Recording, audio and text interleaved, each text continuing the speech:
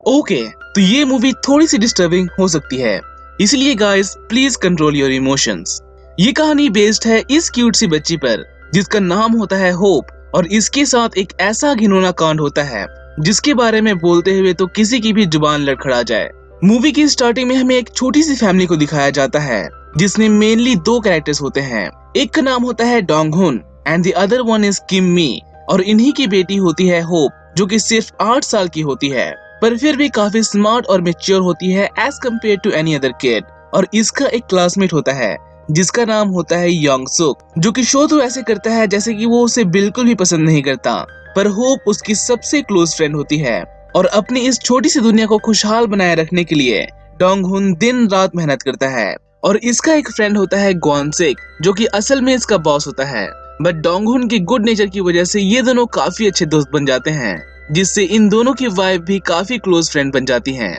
और इनकी ये हंसी खुशी जिंदगी इसी तरह से चल रही होती है। और फिर एक दिन एक तूफान इनकी लाइफ में एंटर करता है और सब कुछ बिखेर के रख देता है। और इस तूफान की शुरुआत होती है बारिश वाले दिन, और इस दिन ये सब लोग लेट उठते हैं बारिश की वजह से, इसीलिए सबको अपने अपने काम में जाने के लिए काफी जल्दी होती है, जिससे होप की कोई भी हेल्प नहीं करता तैयार होने में। इसीलिए वो खुद ही रेडी होकर स्कूल जाने लगती है। और काफी काम होने की वजह से होप की मॉम उसे अकेले ही स्कूल जाने के लिए कहती है कि आज वो अकेले ही स्कूल चली जाए, कल वो उसे पक्का स्कूल छोड़ने जाएगी। और ये होप को बड़े वाले रास्ते को चूज करने के लिए कहती है फॉर सेफ्टी रीजन, पर इसे कहाँ पता होता है कि मुसीबत इसी रास्ते में इसका इंतजार कर रही होगी। और एक पर्सन होप को ठीक स्कूल के सामने किडनैप कर लेता है और एक कंस्ट्रक्शन साइट पर उसका शोषण करता है। और अधमरी हालत में होप पुलिस को कॉल करती है, और पुलिस के वहां पर आने पर किम की फ्रेंड उसे कॉल करके बताती है कि एक लड़की को एम्बुलेंस में डाल के ले जाया जा रहा है। क्या वो आज होप को स्कूल छोड़ने आई थी,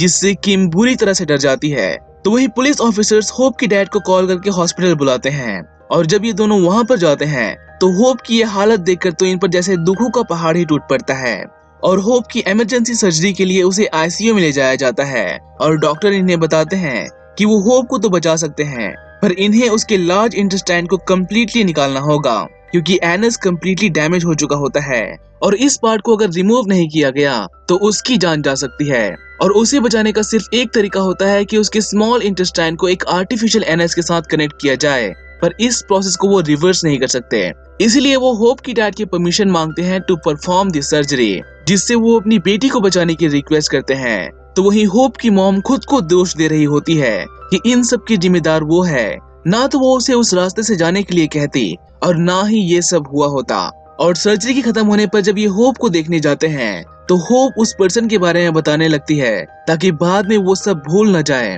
और उस आदमी को सजा दिलवाने की बात कहती है, जिससे ये सारा सीन अनबियरेबल हो जाता है होप के डैड के लिए, और वो वहां से निकल जाते हैं। और डिटेक्टिव ली इन्हें बताती है कि उस साइट पर कुछ फिंगरप्रिंट्स मिले थे जिसकी रिपोर्ट आ गई है, और जब ये उसके अरेस्ट के बारे में पूछते हैं तो ये कहती है कि नहीं, जिससे होप के डैड गुस्से में स्टेशन जाते हैं कि वो उस पर्सन को अरेस्ट क्यों नहीं कर रहे, जिससे एक ऑफिसर कहता है कि इनके पास कोई ठोस प्रूफ नहीं है कि ये सब किसने किया, और साथ ही उस जगह से कई सारे लोगों की फिंगरप्रिंट्स मिले होते हैं और वो उन सबको अरेस्ट नहीं कर सकते बिना वारंट के। पर एक रास्ता होता है कि अगर विक्टिम उस पर्सन को पहचान ले तो वो बिना वारंट के उसे अरेस्ट कर सकते हैं। और इस काम में इनकी हेल्प करती है एक एनजीओ की हेड जो कि रेप विक्टिम्स की हेल्प करती है उस ट्रॉमा से निकलने में, और इनका नाम होता है जोंग सुक। और ये होप के पेरेंट्स को वार्न करती है कि अगर उन्होंने उस बच्ची को फोर्स किया उस रेपिस्ट को पहचानने के लिए तो वो शॉक की वजह से अपनी मेंटल स्टेबिलिटी तक खो सकती है। इसीलिए वो इन्हें फिर से इस बारे में सोचने के लिए कहती है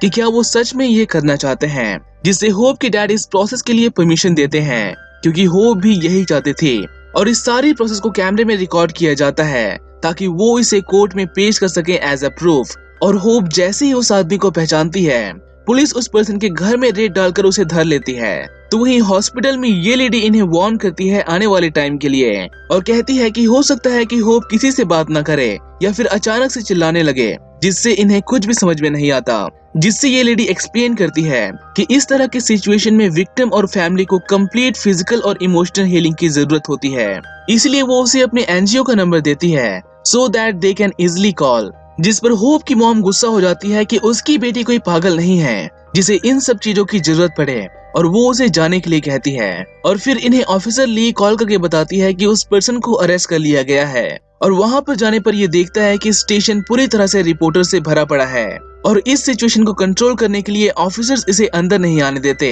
और इनकी रियल प्रॉब्लम अब जाके शुरू होती है जब ये पूरी बात न्यूज में आग की तरह फैल जाती है और बस टीआरपी पाने के लिए ये न्यूज वाले उस हॉस्पिटल को टीवी में दिखाने लगते हैं, जिससे ग्वानसिक डोंगहुन को कॉल करके कहता है कि वो इस न्यूज को रुकवाए, क्योंकि जैसे ही न्यूज में होप का नाम आएगा इसका खतरनाक असर उस पर हो सकता है। और ये सीधा उस इमरजेंसी वार्ड की तरफ भागता है उसे एक दूसरी जगह पर शिफ्ट करने के लिए। और ये सारा सीन तो किसी को भी गुस्सा दिला सकता है कि एक डैड को अपनी बच्ची को लेकर एक वार्ड से दूसरे वार्ड भागना पड़ता है सिर्फ इन न्यूज वालों की वजह से। तो वहीं इन कमीनों को एक पैसे का भी फर्क नहीं पड़ता कि इनकी इस हरकत की वजह से चाहे किसी की जान ही क्यों न चली जाए, इन्हें तो बस एक मसालेदार खबर चाहिए अपनी अखबार छापने के लिए। और इस भागम दौड़ में उस सर्जरी के टाके खुल जाते हैं और साथ ही वो क्लोस्टमी बैग भी, जिससे होप को एक गहरा सदमा लगता है और होप की मॉम को भी पैनिक अटैक आता है, जो कि किसी भी तरह से अच्छा नहीं होता। और अब यहाँ पर दो तरह की न्यूज आती है, एक अच्छी और एक बहुत बुरी।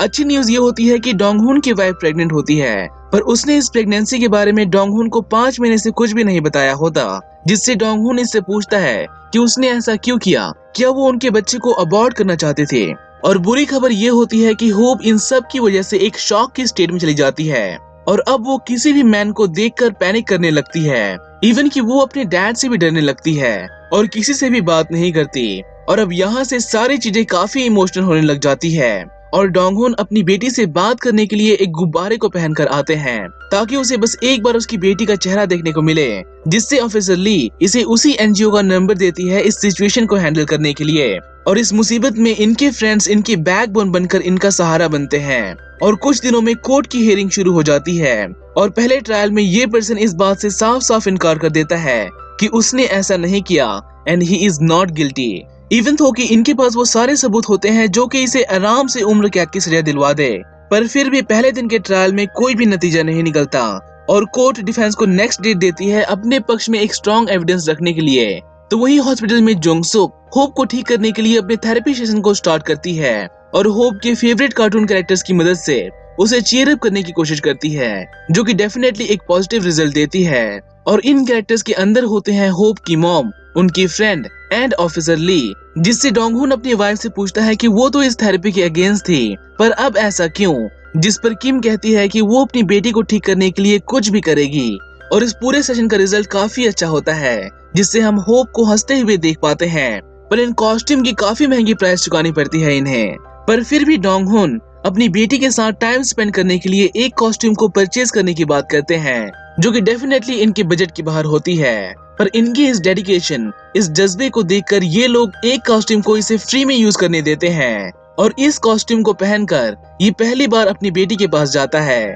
और सिंस कि ये आपस में बात नहीं करते, इसे ये बात पता नहीं होती है कि उसके अंदर कौन है और उसे बस अपने एक कार्टून का कैरेक्टर समझकर गले लगा लेती है और एक पैड में लिखकर बातें करने लगती है to communicate, which is really touching. और अब यहाँ से कई महीनों तक होप की फिजिकल और इमोशनल हीलिंग चलती है, जिसमें सबसे इम्पोर्टेंट रोल प्ले करती है जोंगसुक। और इसके पीछे का मेन रीजन होता है कि उसने भी अपनी बेटी को खोया होता है एग्जैक्टली ऐसे ही केस में, और वो उसी दर्द से किसी और को गुजरने नहीं देना चाहती। और साथ ही बाकी के लोग भी इनकी अनकंडीशनल हेल्प करते हैं बाय डोनेटिंग मनी, ताकि इस प्रॉब्लम वाले सिचुएशन में इनका बोझ और ना बढ़े। और इन सब से होप का फ्रेंड भी इमोशनली ब्रेक डाउन हो रहा होता है। एक तरह से सभी को इमोशनल सपोर्ट की जरूरत होती है और होप के फ्रेंड्स उसके घर के डोर में गुड विशेस लगाते हैं ताकि वो जल्दी ठीक होकर स्कूल फिर से आने लगे। और होप फाइनली धीरे धीरे बोलना शुरू करती है, जो कि डेफिनेटली एक पॉजिटिव न्यूज होती है। और जब होप इमोशनली स्टेबल हो जाती है, उसे घर लाने का सारा प्रोसेस शुरू हो जाता है।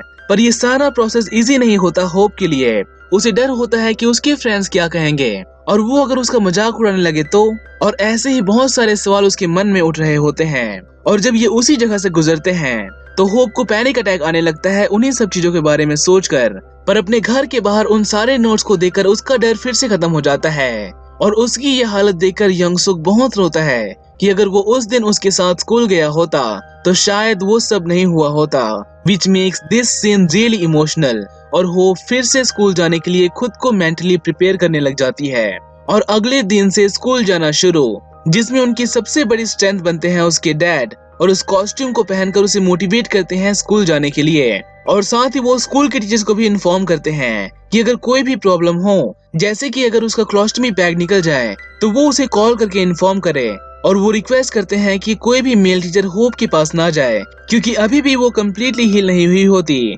इसीलिए वो भी होप के सामने डायरेक्टली नहीं जाते, पर हर दिन उस कॉस्ट्यूम को पहनकर उसका हौसला जरूर बढ़ाते हैं। And with the help of her friends, hope काफी फास्ट रिकवर करने लगती है और एक दिन फाइनली वो अपने डर का हिम्मत करके सामना करती है और अपने डैड से बात करती है। और ये इस मूवी का सबसे इमोशनल पार्ट है, जो कि किसी को भी रोने पर मजबूर कर दे। और एक बार फिर से कोर्ट की हियरिंग स्टार्ट हो जाती है और इस बार होप को कोर्ट में बुलाया जाता है उस पर्सन को पहचानने के लिए, जिससे होप के डैड बिल्कुल भी रेडी नहीं होते, क्योंकि उसकी वजह से होप फिर से मेंटली डिस्टर्ब हो सकती है। जिस पर ये ऑफिसर कहते हैं कि अगर वो उसे टेस्टिफाई नहीं करेगी तो कोर्ट उस केस को खारिज तक कर सकती है, क्योंकि कोर्ट में वो पर्सन ये कह रहा होता है कि वो मेंटली बीमार है और उसे कुछ भी याद नहीं कि उस दिन क्या हुआ था। जिससे होप के डैड स्टेशन में जाते हैं उस पर्सन से मिलने के लिए और वो पर्सन कहता है कि उसने उस दिन काफी शराब पी रखी थी, इसलिए उसे कुछ भी याद नहीं है कि उसने उस दिन क्या किया। और वो इस बात को कोर्ट के बाहर ही सेटल करने की बात कहता है कि वो इन्हें कुछ पैसे दे सकता है इस बात को यहीं पर खत्म करने के लिए,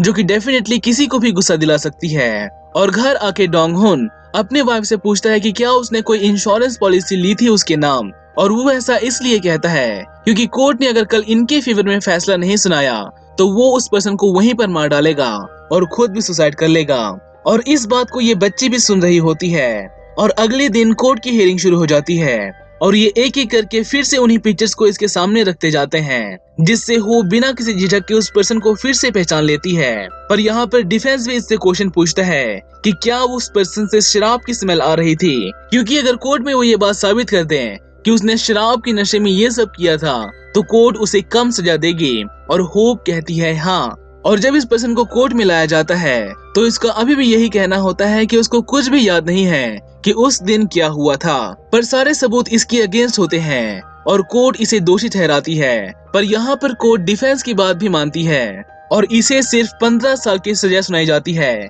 instead of any other harsh punishment, जिससे कोर्ट के सभी लोग इस फैसले के खिलाफ होते हैं। और डोंग हुन का फ्रेंड गुस्से से फूट पड़ता है कि इसे तुम इंसाफ कहते हो, एक पर्सन शराब पीकर गाड़ी चलाए तो वो गलत, और इसने शराब पीकर एक बच्ची की जिंदगी बर्बाद कर दी, वो तुम्हें गलत नहीं लगती। जिससे ये कोर्ट गुस्से से भर जाता है और होप के डैड जैसे ही उसे मारने के लिए आगे बढ़ते हैं, होप यहाँ पर आके अपने डैड को रोक लेती है और उसे घर चलने के लिए कहती है फॉर अ न्यू लाइफ। और कुछ टाइम बाद होप की मॉम एक बेबी को जन्म देती है जिसका नाम ये रखते हैं हैप्पी। और मूवी यहाँ पर एक इमोशनल एंड के साथ खत्म हो जाती है कि होप उस पर्सन को माफ करके एक नई लाइफ की शुरुआत करने के लिए आगे बढ़ती है। और अब बात करें इस मूवी की तो ये काफी इमोशनल है और ऑडियंस के साथ बहुत ही इजीली कनेक्ट हो जाती है and yes can definitely make any person to cry and I hope you guys enjoyed. तो मिलते हैं एक नई वीडियो में एक नई स्टोरी के साथ। टिल देन टेक केयर, सी या।